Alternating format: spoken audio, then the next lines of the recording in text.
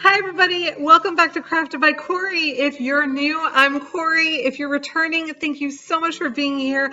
I appreciate you so much and I'm excited about today's video because I'm part of an awesome hop. I'll tell you more about that in a little bit, but for now, let's go ahead and get right into the crafting. DIY number one.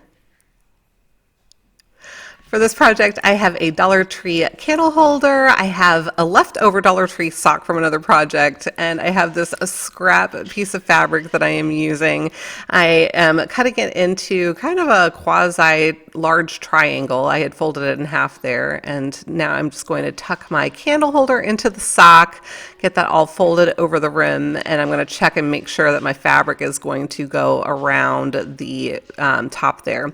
So I am taking out my fabric paint by Arteza, and I'm using my little fan brush and doing a little bit of a dry brush technique with this Egyptian blue color, and I am just sweeping it across my white fabric. I just wanted there to be some blue, and I didn't have any blue fabric, and I figured that this was a good way to add a little bit of a funky kind of pattern to my fabric, but you have to let me know what you think.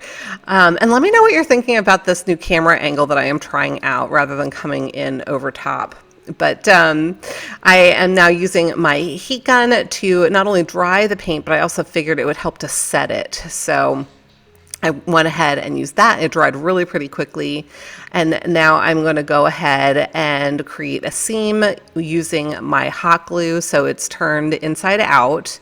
And once that was done, I flipped it the other way, like I opened it up and flipped it, and I'm just cutting it so that I've got a little bit more of a cone shape so that the bottom is all kind of nicely curved and even around the bottom.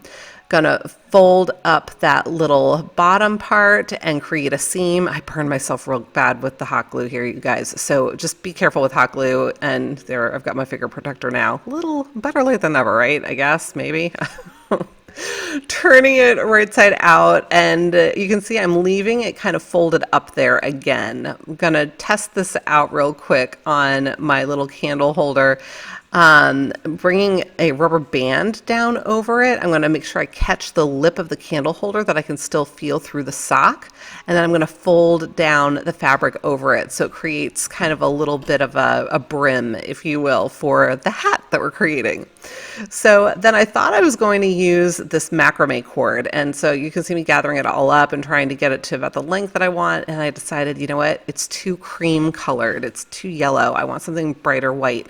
So I went back to my stash, and I've got remnants of a Dollar Tree mop head that I'd used for another project a while back. I think it actually was a gnome. And so yes, we are creating another gnome. I hadn't done one in a while, and I thought that I had a cute idea for this one, so I'm going with it.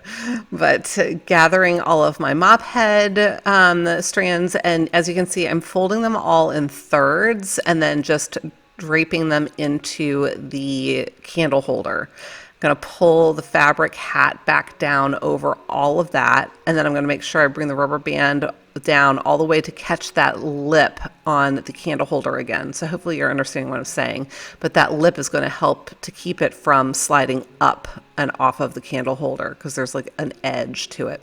Folding down the little hat brim, and now I'm going to trim off, actually I'm cutting the loops, and then I'm going to go ahead and trim all of the mop strands to get it to a better length for our little gnome. Now I'm going to go in and unravel all of those strands, helping his hair or beard, whatever you want to call it, to be nice and fluffy and full. So now I went into my stash and I grabbed a few of these wooden beads, and this is what I'm going to use for his nose and then also for his little hands. So just added some hot glue in there, and I'm tucking his nose up under his hat brim. And now I went to my stash and grabbed out these picks that I have had for a while from the Hobby Lobby, and they just made me think of sparklers. So I thought, you know what? I can have my little gnome be celebrating 4th of July and give him some sparklers. And I was afraid that they were going to be too thick for the wooden bead holes, but they were actually perfect. They went right in and they were nice and snug, and so my little gnome was going to be able to hold them without a problem. I was prepared to have to drill the holes bigger, but it wasn't necessary at all.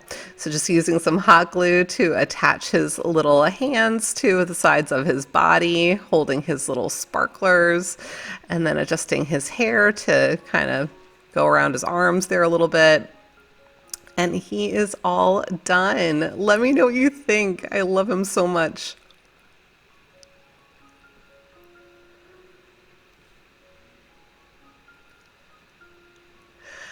So if you are returning, thank you so much for your continued support. I absolutely adore my subscribers. You guys are the best. And if you're new, my name is Corie. Welcome to Crafted by Corie. I love doing all different kinds of DIYs and crafts on a budget.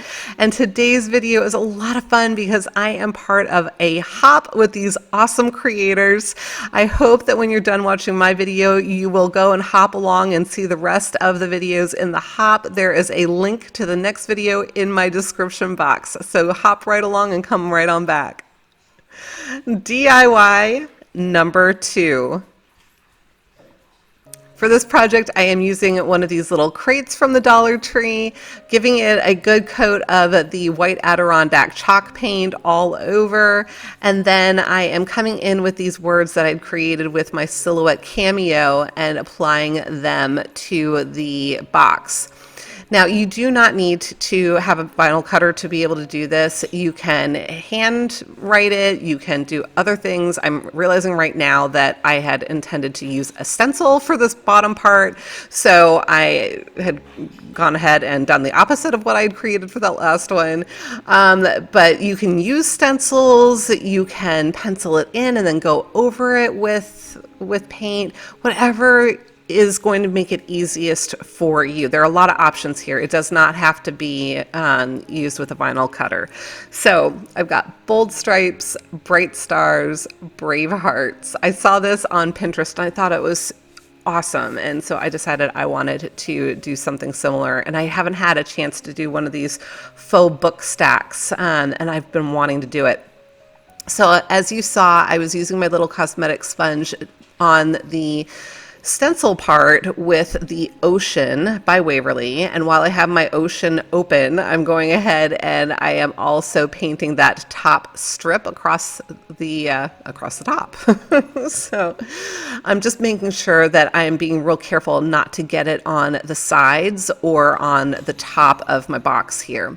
But while I have it out, I do flip the box upright or upside down, depending on how you want to look at it, because I am using this little crate upside down.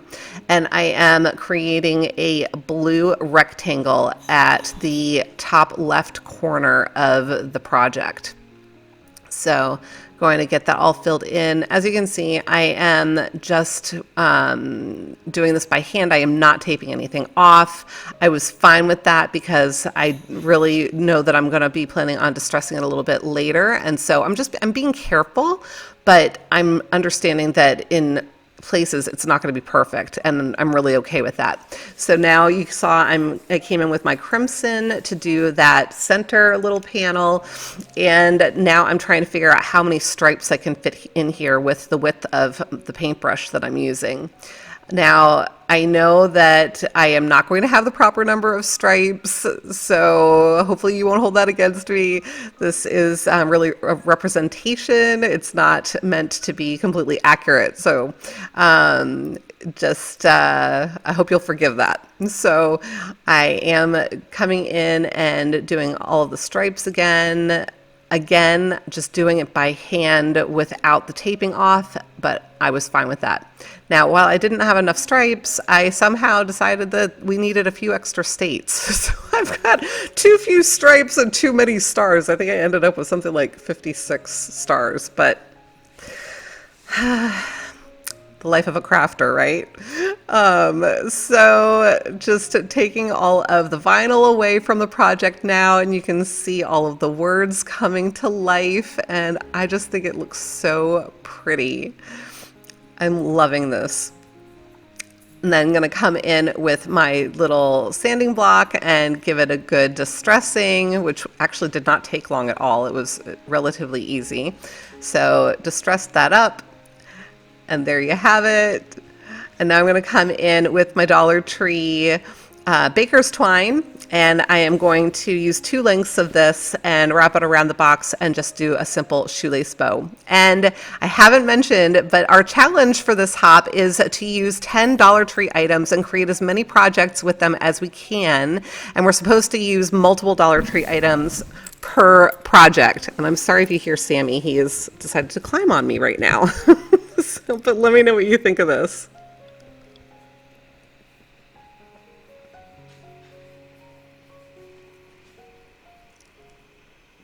DIY number 3.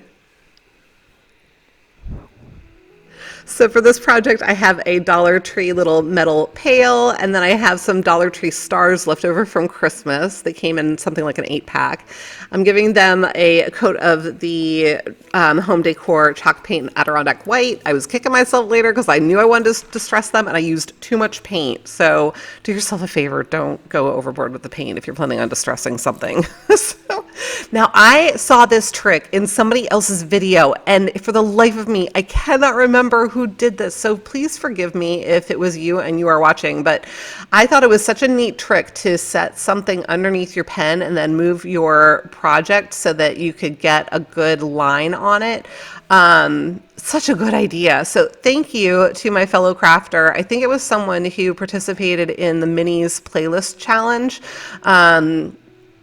And that's probably why I'm not remembering who it was, because there were a wonderful list of something like 20 different crafters who participated in that. And so I watched 20 videos in a very short period of time, and I just, yeah. As Wendy from White Sparrow Living would say, the only thing I retain anymore is water. So forgive me. But it was an awesome idea. And if you haven't seen that playlist, you might want to go and check it out, because there was a lot of great inspiration. But I was using my Arteza paint marker, my acrylic paint marker, and I found it to be too sheer, and I was afraid that even going over it a second time, it wasn't going to have enough coverage. So I grabbed one of my reds that I thought would be a good color just by looking at the outside of the bottle. I forget what this one is called, but this is one of my folk art acrylic paints. And I'm putting it on, and I'm like, you know what? It looks too purple. Not that it's purple, but it's got too much pink in it. It's a purpley red. And so I decided ultimately to go back over it with flag red. I don't know why I didn't grab my apple barrel flag red in the first place, but now I am giving it a third coat with the flag red, and it actually turned out really sweet. And I like that there's a little bit of variation in the color throughout. Yeah, it looks really kind of cool. So coming in now with my pool noodle from the Dollar Tree and cutting down a few pieces to snug in here securely, and just kind of pushing it down in and making sure that it's all a nice fit, and it was tight enough that I did not need to worry about hot glue. So these are also from the Dollar Tree, these little blue mums. They made me think of fireworks. I saw them when I was getting ready to check out, and I had to go over and grab some because I thought that they were super sweet and perfect for a 4th of July project. So I am tucking those all in and just getting them arranged the way that I want them. And then I went and took forever and a day to distress my stars. I will not put you through all of that. And then once they were distressed, I added them to some skewers with some hot glue so that I would be able to add them to my arrangement. And so when I first started putting them in here, I determined that they were a little bit too long. And so I went ahead and cut them down, and then I was able to stick them back in again. And I'm sorry if I'm a little out of frame. This new angle shot, while I think it gives you a better view of some of what I'm doing, it doesn't allow for taller projects. So I don't know. Jury's out on this camera angle, but let me know what you think. And here is my arrangement all done. I think it's sweet.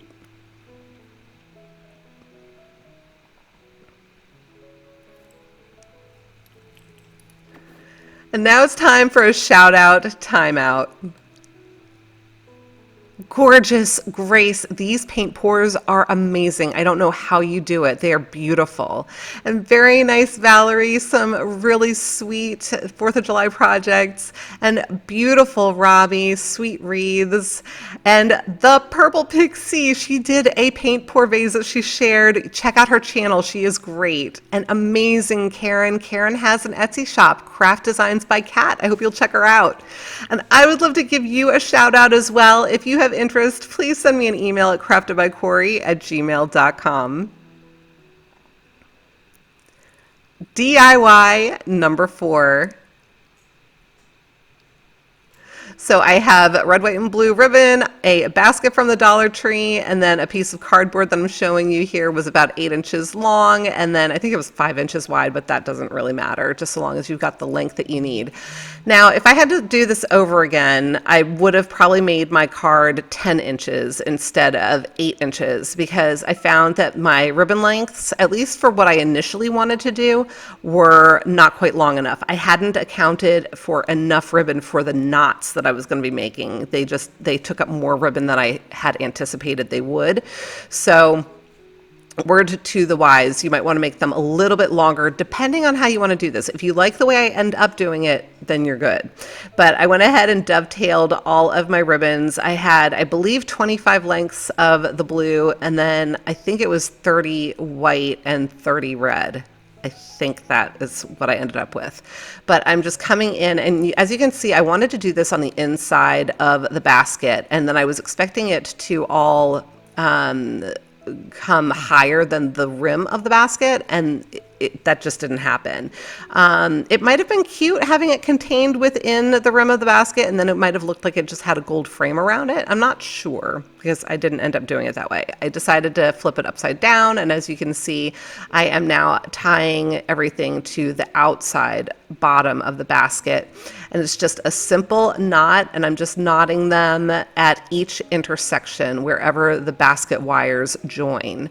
So I am coming through obviously with my blue, and then I'm going to do 5 red. So there are 10 rows, or 10 columns, if you will, and then there are 7, I believe it was, rows. So a total of 70 little intersections here.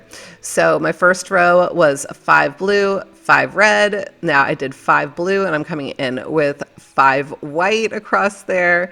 And then in a moment, I'm also going to be adding a few little white ribbons in between some of my blues. So when I went in and added those in, I did not do it on the cross sections. I just did it on the straight edges of the basket. Hopefully that makes sense. So that little section is a little bit more full or fuller than the rest of the wreath that we're creating. You could certainly go in and add more ribbon. I was limited because I didn't have a lot of leftover ribbon. And I also thought that inside part looked cool too. So if you like that better, you might want to make that the outside, but then you just have to reverse the pattern that you're doing. Hopefully that's making sense. So then I decided I wanted to just trim out the exterior of the basket. And so I'm using red where the red borders, and then I'm going to come in with some white where there is white on the edges. So I kind of alternated the white and the red along the side where we have the stripes. And then the blue is bordering where the blue edges up on the wreath.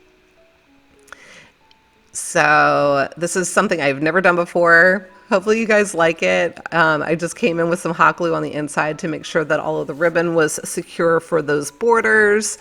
And yeah, something different. It's definitely abstract. It's hopefully you can kind of tell that it's supposed to be a flag, but I don't know. Let me know what you think.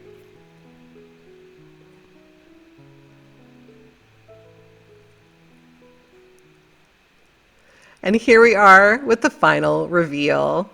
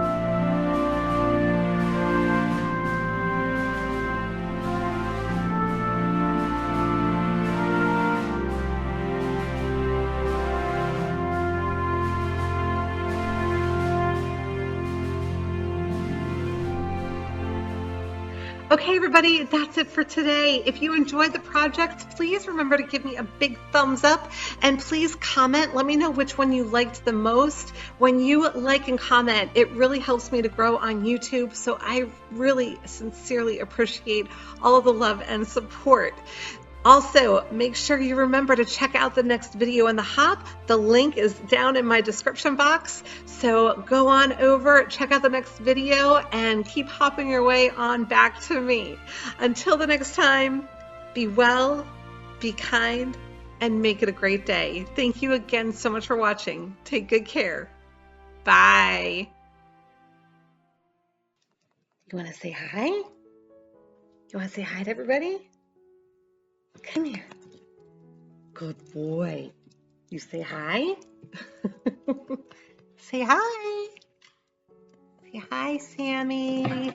Ooh. Okay, now say bye-bye.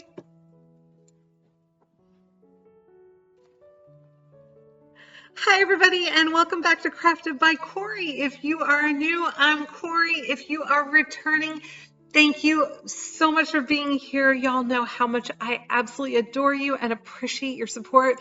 Today's video is exciting because I'm part of an awesome hop. So let's go ahead and get right into the crafting, and I'll tell you.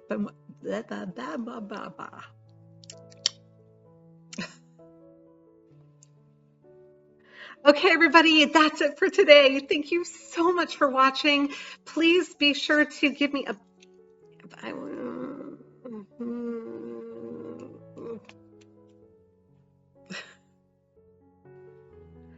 Okay, everybody, that's it for today. I hope that you enjoyed the projects. If you did, please remember to give me a big thumbs up and make sure you leave me a comment and let me know which one was your favorite. It really does help me to get recognized on YouTube when you like and comment on my videos. So I appreciate your support so much because it's just helping me to continue to grow. And be sure to check out the next video in the hop. The link for the next crafters video is in my description box, so be sure to check. Gotta check it out. Check it out. Okay, everybody, that's it for today. If you enjoyed the video, that's not what I wanted to say. What are you doing? Huh? What are you doing? Are you being a good boy? Are you being a good boy? You say hi to everybody? Say hi. Sammy's such a good boy. What do you hear? What do you hear? Sweet boy. Oh, Dad is home.